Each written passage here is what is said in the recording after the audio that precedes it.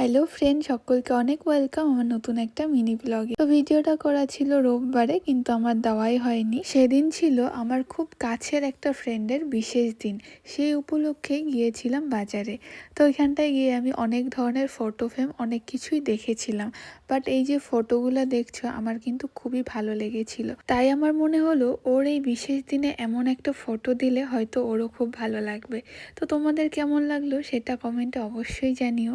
আর আমি কোনটা নিয়েছি সেটা আমি অবশ্যই শেয়ার করব। তারপর ওখান থেকে একটা পছন্দ করে দিয়ে দিলাম প্যাকেট করার জন্য। আর সেদিন ছিল মাদার্স ডে, আর মার জন্য কিছু নিব বলে ভাবছিলাম। মোবাইলে ব্যালেন্সটা চেক করেই দেখি ব্যালেন্সের অবস্থা খুবই খারাপ ছিল।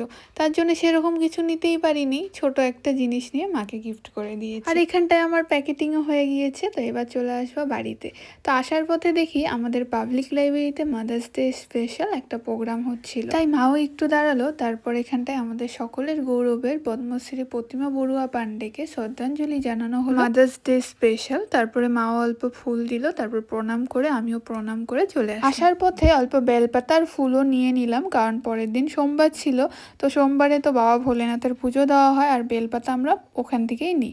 তো মিনি ব্লগটা তোমাদের কেমন লাগলো অবশ্যই জানিও। নেক্সট ভিডিও নিয়ে আবার আসবো। টাটা।